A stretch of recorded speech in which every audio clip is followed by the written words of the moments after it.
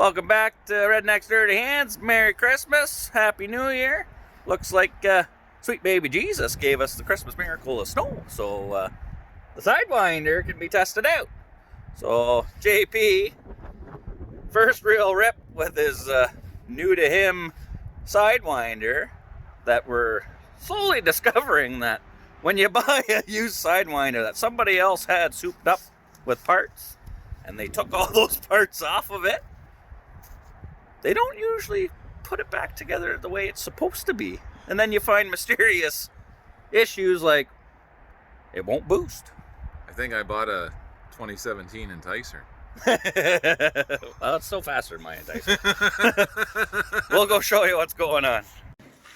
All right, so we're back in the shop, and JP will give you a tutorial of what he has found from a shady seller from Marketplace. I wouldn't necessarily call it a shady seller. It's just like most guys, right? When they sell their 2-year-old sled that they spent a ton of pop-up goodies on and everything like that. I get it. I get taking all the goodies off and trying to make as much money as you can on it. Makes sense. I do the same. It's one of those, it's kind of like false advertising, because when you walk around and you're like, oh man, this thing looks sick.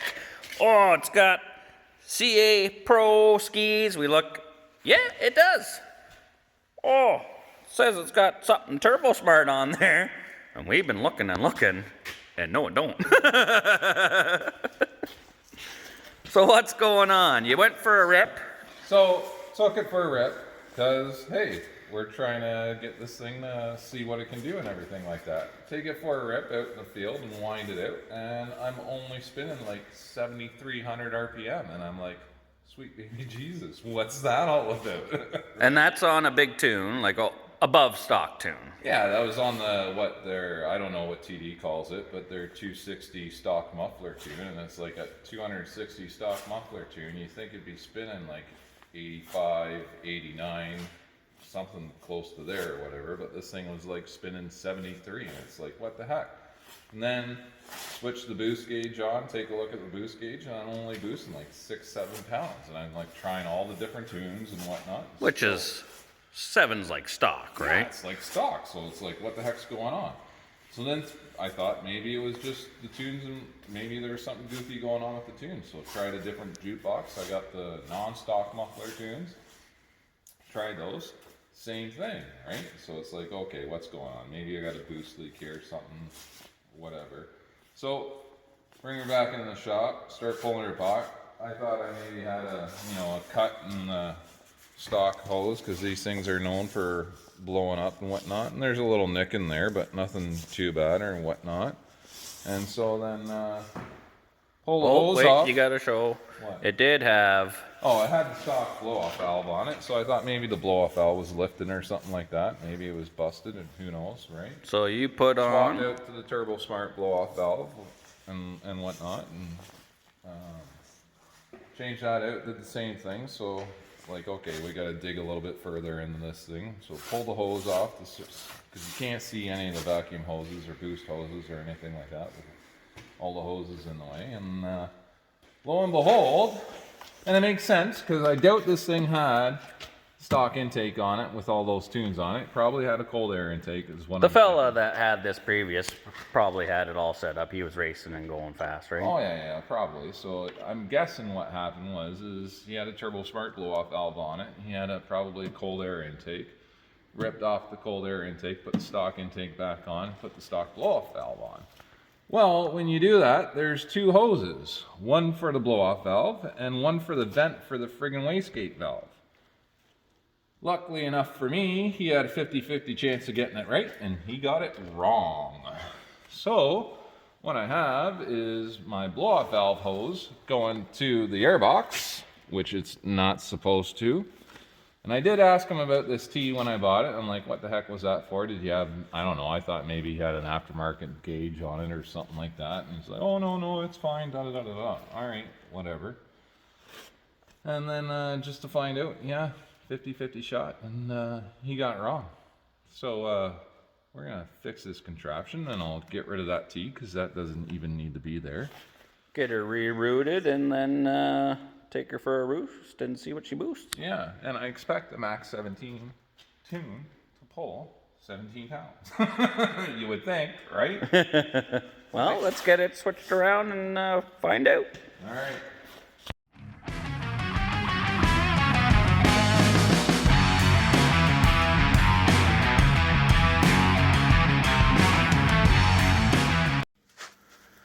Alrighty, so we got it all back together now. So what was going on? So down here, barrel, map, blow off valve, or valve for blow off valve, focus, and then the wastegate valve over here. So on this guy, it comes off of your intake, takes boost pressure off of your intake and helps control the blow off valve and whatnot. This guy takes pressure coming off of the turbo. It's also tied in the wastegate and then allows it to vent when it needs to vent. So when it wants to control at 5 pounds, 10 pounds, 15 pounds, whatever, it's supposed to be able to vent off into the airbox. Well, it can't if it's plugged into the blow-off valve. So it keeps the blow-off valve slammed shut at turbo pressure, which is not a good thing. Luckily enough, this guy was plugged in the airbox, so it was constantly creating a boost leak. So the only thing I could ever get was maybe 6-7 pounds on it, which was driving me nuts why that was. But we found it. It's corrected. Now we're going to give her a rip. What you doing now? I am putting it back to the stock muffler tunes because they were perfectly fine. So I don't have the high flow mufflers on this, so I might as well put it back to the regular tunes. Nice one. And flash away. Using your phone. Use my phone. Technology, eh? Yeah, these TD gap flashers and the Hurricane gap flashers are pretty slick. Just push of a button, Bluetooth connection over to the flasher. Sits there, sends the flash into the ECU, and away you go. High-tech redneck. I still use the manual doot doot doot doot manual adjust boost controller, but JP's in the 23rd century. Ludicrous speed coming.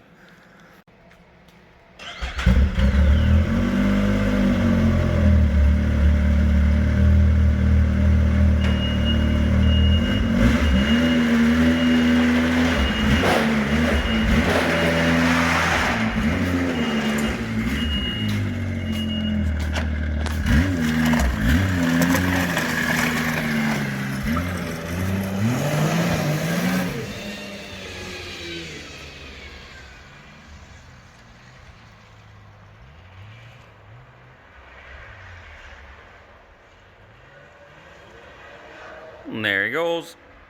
Just a beauty day. There goes Scooter. I'm sure he'll be stopping back in on his way back from Millbrook. It's good to see some snow just after Christmas here in Ontario. We can get ripping on the sleds, do some testing and tuning.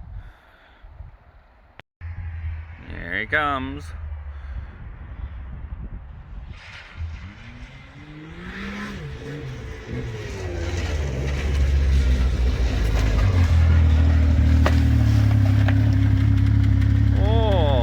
Thumbs up. He's boosted. Oh, yeah? 16 pounds. So you went from 7 to 16? Just like that. Oh, so it does matter where you've got your hoses connected. Not like the guy did it intentionally or anything like that. I mean, sure, it's an honest mistake. Yep. But when you buy something new to you and somebody's taking their Go Fast parts off, and maybe he didn't take the parts off, you know, he did have a dealership or something, right? Maybe somebody just was in a rush, or who knows, right? Who knows? Point of the story is you buy something and it's not working right, maybe give her a second look. Yeah. Well, so riding it before at stock boost versus riding it now with the bigger tune and 16 pounds of boost, what's the facial expression like now? Pretty good. Last time I did it, it barely hit 180 kilometers an hour. Tipped over 200 this time. Oh, what's the conversion on that? American to Canadian. I don't know, 120 range. Oh, so right right out of the gate. That's on gauge, not GPS. Well, that's what your track's doing, not necessarily what you're doing. Yeah. But what was the fastest? Stop me going by at 200k an hour. Well, that apex that you kind of grenaded and you were fighting with trying to get to go fast, what was the fastest it ever did? I don't know, one On the side of the road here. On the side of the road here? 117 maybe? So you're already above that. Well, I'll get a GPS on it to see where we're at. I saw a scooter go by and I was like, I bet you he'll stop in. what was he doing down the road? Nice one. All right, we're gonna see if JP's fix, getting more boost, really made a difference. Okay, Kendo.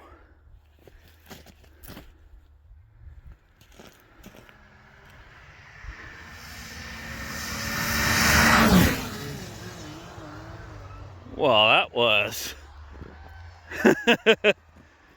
84.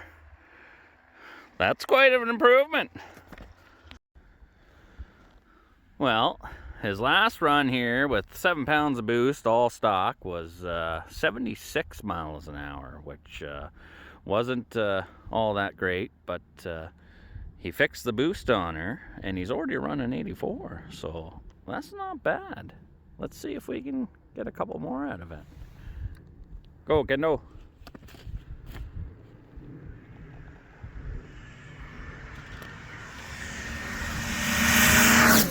Oh, he did her!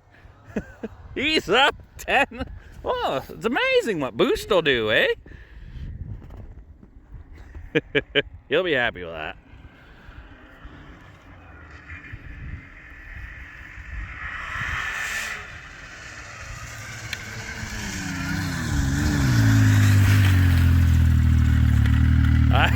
I hit the trigger by accident, but you hit 86. Yeah? Yeah. That's not bad. That's not bad. You're 10 mile an hour faster in the same 300 feet on snow now. Hey? That's not bad at all. No, I think routing the boost tubes where they're supposed to go makes a huge difference, I'd say. Nice one. Alright, well, thanks for tuning in, guys. Hope you enjoyed it. You know, it was a small problem. You know, sometimes the small problems could be some head scratchers, but JP, you know, was determined to figure out what we knew was nothing major, so, you know, went from no boost to big time boost. So that's good. We can put that, I guess you do get that race pipe on yours now. I was going to keep it. Anyway, thanks for watching. If you like what's going on, hit the subscribe button, turn the notification bell on, like or leave a comment too, you know, who knows. We like hearing from everybody, and take her easy.